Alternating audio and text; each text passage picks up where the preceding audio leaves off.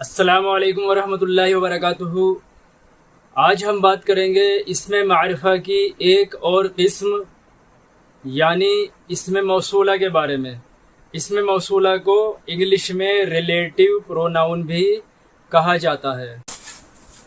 اسم موصولہ کی تعریف یہ ہے کہ وہ اسم جو بغیر صلے کے کسی کا کامل جزو نہ بن سکے، جس کی بات بنا صلے کے ملے سمجھ میں نہ آئے، اس کو اسم موصولہ کہتے ہیں۔ لیکن اس کی تعریف بھی بنا مثال دیے سمجھ میں نہیں آتی، اس لیے اس کی مثالیں ہم جب دیں گے تو آپ کو اس کی تعریف بھی سمجھ میں آ جائے گی۔ یہاں پر یہ ہم نے کچھ اسم موصولہ لکھے ہوئے ہیں۔ الذی، اللذانی اور اللذینی، یہ دونوں ایک ہی اسم موصولہ کی دو شکلیں ہیں، اور تیسرا ہے اللذینہ۔ ان سب کے معنی ہوتے ہیں جو، جس نے، جس کو۔ جس طرح انگلش میں ہو ہوتا ہے WHO ہو، یہ بھی اسی طرح کام کرتا ہے۔ الذی واحد یعنی سنگولر نمبر ایک، اور مذکر۔ الذی کا استعمال واحد مذکر کے لیے ہوتا ہے۔ واحد یعنی سنگولر نمبر اور مذکر یعنی میل، مسکولین جینڈر، میل، مرد کے لیے ہوتا ہے۔ الذی کا استعمال واحد مذکر کے لیے ہوتا ہے، یعنی سنگولر نمبر جو ایک ہو اور مذکر یعنی مسکولین جینڈر جو مرد ہو، اس کے لیے الذی کا استعمال ہوتا ہے۔ اور اللذانی اور اللذینی، ان دونوں کا استعمال تثنیہ کے لیے ہوتا ہے۔ تثنیہ یعنی جو دو پر دلالت کرتا ہے، ڈوئل جس کو کہتے ہیں، تثنیہ اور مذکر، میل۔ اللذانی اور اللذینی کا استعمال تثنیہ یعنی جو دو پر دلالت کرے، جس کو ڈوئل کہتے ہیں، اور مذکر ہو، اس کے لیے اللذانی اور اللذینی کا استعمال کیا جاتا ہے۔ اسی طرح اللذینہ، اس کا استعمال جمع یعنی جو دو سے زیادہ ہو اور مذکر ہو۔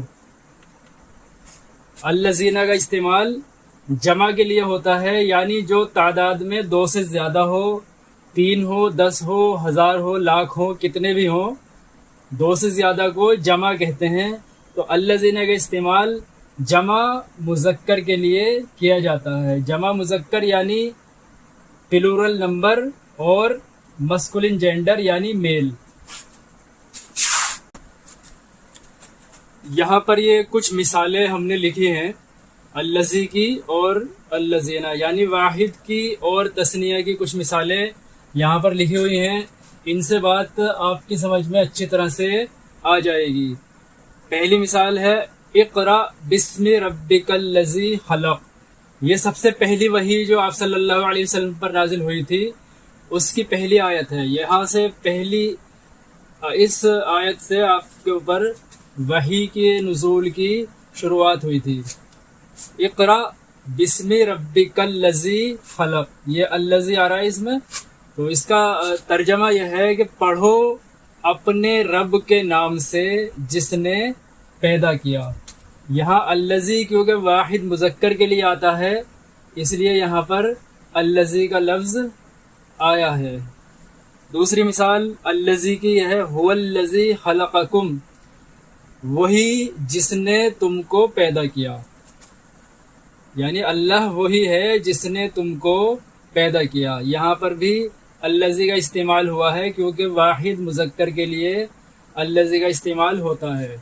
تیسری مثال واللہ الذی ارسل الریاح، اور اللہ ہی ہے جو ہوائیں بھیجتا ہے، یہ اللہ ہی ہے جس نے ہواؤں کو بھیجا۔ تو یہ تینوں مثالوں میں الذی کا استعمال ہوا ہے اللہ تبارک و تعالیٰ کے لیے، واحد مذکر کے لیے الذی کا استعمال ہوتا ہے۔ اب یہ مثالیں اللذانی اور اللذینی کی ہیں۔ واللذانی یأتیانہا، وہ دو لوگ جو ایسا کریں۔ یہاں آیت کا صرف اتنا ہی حصہ ہم بتا رہے ہیں جتنے میں ان الفاظ کا استعمال ہوا ہے، تاکہ ان الفاظ کے استعمال کو سمجھا جا سکے۔ واللذانی یأتیانہا، وہ دو لوگ جو ایسا کریں۔ یہاں کیونکہ یہ تثنیہ کے لیے استعمال ہو رہا ہے، دو لوگوں کا ذکر ہو رہا ہے، اس لیے واللذانی کا استعمال ہوا ہے۔ یہ مثال بھی تثنیہ کی ہی ہے، اس میں موصولہ تثنیہ ربنا ارنا اللذینی اضلانا، اے ہمارے رب ہمیں دکھا دیجئے وہ دونوں جنہوں نے ہمیں گمراہ کیا۔ یہاں پر بھی دونوں گروہوں کا ذکر ہے، جنات اور انسان کے گروہوں کا ذکر اللہ تعالیٰ اس میں فرما رہے ہیں۔ تو کافر اللہ تعالیٰ سے یہ کہہ رہے ہیں کہ ربنا ارنا اللذینی اضلانا من الجن والانس، کہ اے ہمارے رب ہمیں وہ دونوں دکھا دیجئے جنہوں نے ہمیں گمراہ کیا، جناتوں میں سے اور انسان میں سے جس نے بھی ہمیں گمراہ کیا ہے، ہمیں وہ دونوں دکھا دیجئے۔ اب یہاں پر کچھ مثالیں ہم اس میں موصولہ جمع کی یعنی الذین کی آپ کو بتائیں گے، کیونکہ الذین کا استعمال جمع مذکر کے لیے ہوتا ہے، یعنی پلورل نمبر مسکولن جینڈر، یعنی جو دو سے زیادہ ہوں اور میل ہو مرد ہو، ان کے لیے الذین کا استعمال کیا جاتا ہے۔ پہلی مثال ہے ان الذین آمنوا وعملوا الصالحات، بے شک وہ لوگ جو ایمان لائے اور نیک اعمال کیے، یا بے شک وہ لوگ جو ایمان لائے اور نیک اعمال کیے، دونوں طرح سے درست ہے، کیونکہ یہاں پر دو سے زیادہ لوگوں کا ذکر ہو رہا ہے، اس لیے یہاں الذین کا استعمال کیا گیا ہے۔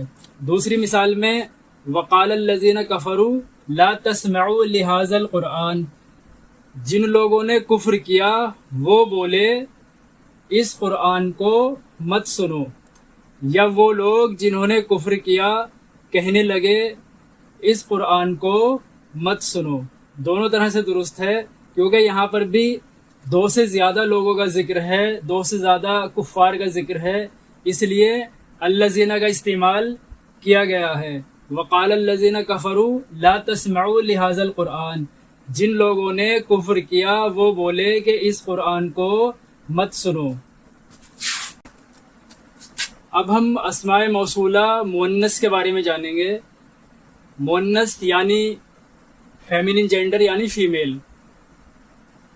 اللتی، اللتانی، اللتینی، یہ دونوں ایک ہی اسم موصولہ کی دو شکلیں ہیں، اور اللاتی، یہ تینوں اسماء موصولہ مؤنث کے لیے استعمال ہوتے ہیں۔ ان کے بھی وہی معنی ہیں جو اسماء موصولہ مذکر کے لیے استعمال ہوتے ہیں، جو ان کے معنی ہیں وہی ان کے معنی ہیں، یعنی جو، جس کو، جس نے۔ اللاتی، اللتی واحد کے لیے استعمال ہوتا ہے، اللتانی اور اللتینی تثنیہ یعنی ڈوئل کے لیے استعمال ہوتا ہے، اور اللاتی جمع یعنی دو سے زیادہ کے لیے استعمال ہوتا ہے۔ دو سے زیادہ کتنے بھی ہو سکتے ہیں۔ مؤنث کے اسماء موصولہ کا استعمال بہت کم ہوتا ہے، اور ان میں تثنیہ کے اسم موصولہ کا استعمال تو بے حد کم ہوتا ہے۔ اللتی اور اللاتی یعنی واحد اور جمع کے اسم موصولہ کا استعمال کچھ ہوتا ہے، تثنیہ کا استعمال بہت کم ہوتا ہے، اس لیے یہاں ہم واحد اور جمع کی مثال آپ کو بتا رہے ہیں۔ نار اللہ الموقدۃ التی تطلع علی الافئدہ، اللہ کی بھڑکائی ہوئی آگ جو جا پہنچے گی دلوں تک۔ یہاں پر کیونکہ آگ عربی میں مؤنث ہے، یعنی فیمینن جینڈر ہے، مؤنث ہے، اس لیے اس کے لیے اللتی کا استعمال کیا گیا ہے۔ دوسری مثال جمع کی ہے واللاتی یأتین الفاحشہ، اور تم میں سے جو عورتیں بے حیائی کریں۔ یہاں دو سے زیادہ یعنی جمع کا ذکر ہے، دو سے زیادہ کا ذکر ہے، اس لیے جمع کے لیے واللاتی کا اسم موصولہ استعمال کیا گیا ہے۔ اور تثنیہ کی مثالیں ہم آپ کو نہیں دے رہے کیونکہ ان کا استعمال بے حد کم ہوتا ہے۔ ان کے علاوہ کچھ اور اسماء موصولہ بھی ہوتے ہیں، جیسے یہاں پر لکھے ہوئے ہیں ما، من، این اور ایتن۔ ما کا استعمال غیر ذوی العقول کے لیے ہوتا ہے اور من کا استعمال ذوی العقول کے لیے ہوتا ہے۔ غیر ذوی العقول کس کو کہتے ہیں اور ذوی العقول کس کو کہتے ہیں؟ انسان، جنات اور فرشتے ذوی العقول کہلاتے ہیں، اور ان کے علاوہ باقی تمام مخلوق کو غیر ذوی العقول کہا جاتا ہے۔ ما کے استعمال کی کچھ مثالیں میں آپ کو زبانی بتا دیتا ہوں۔